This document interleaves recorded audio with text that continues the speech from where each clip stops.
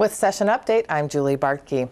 The Senate on Thursday debated the E-12 funding bill. It appropriates $15.7 billion and it funds all-day, everyday kindergarten, increases the number and the amount of early childhood scholarships, and it also increases the per-pupil funding formula by $54 per student.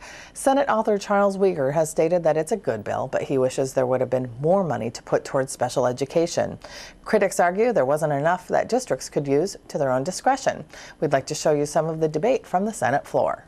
This bill will better prepare all students for college and career. It provides a $15.7 billion investment and provides $150 million in property tax relief. Obviously, a lot of the revenue will be raised in the tax bill, and we'll be seeing that later. We will also see additional provisions relating to schools in that tax bill as well, and I'm sure Senator Skoye will be addressing that because there is a clear relation to what we're doing. Currently, 74% of age-eligible children are enrolled in all-day kindergarten programs in the United States. Minnesota is one of about a dozen states without some form of funding for all-day kindergarten programs. 57% of the Minnesota's children are enrolled in all-day kindergarten programs, and 17% of those students are enrolled in fee-based all-day kindergarten. The fees range from $300 to $400 per month, and this creates inequity for those who can afford all-day kindergarten and has led to waiting lists and lotteries, creating educational winners and losers. And we need to create equitable kindergarten opportunities in our state. The main points of the all-day kindergarten proposal can be found in Article 1 of Senate File 453, and they include funding for school districts to offer all-day kindergarten, per-pupil funding weights. All-day kindergarten implementation is voluntary for school districts and parents, and the minimum numbers of instruction for all-day kindergarten, which would be 850 hours. I have never in all my years serving in the Minnesota Senate seen a piece of legislation that spends so much money with so little return.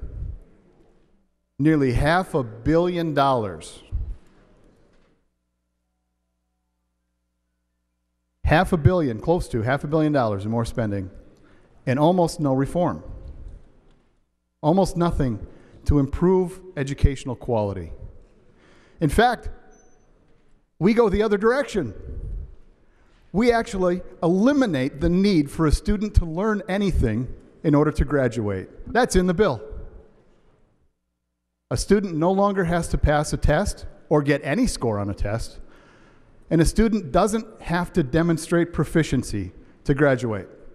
What a student does when they go through 13 years of education is they have the motivation to go there, show up, do the work, work in a group, problem solve within that, and then come out of there with the ability to do the kinds of things that they need to do in a career. What this grad test is testing is 3 particular subjects only: reading, writing, and math, which are critically important for them to be successful. But that's all this grad test is doing. It's not taking into consideration anything else within that person's lifestyle, anything within what they're facing, what they're working with, what are the other things that they need, and what other things the teachers have provided.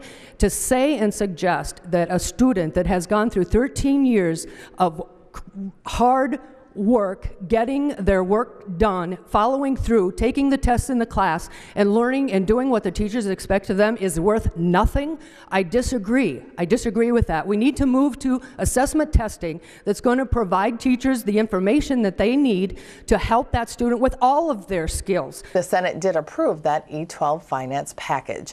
Now you can continue following the Senate by following us at Senate Media Services on our Twitter, our Facebook, and our YouTube accounts.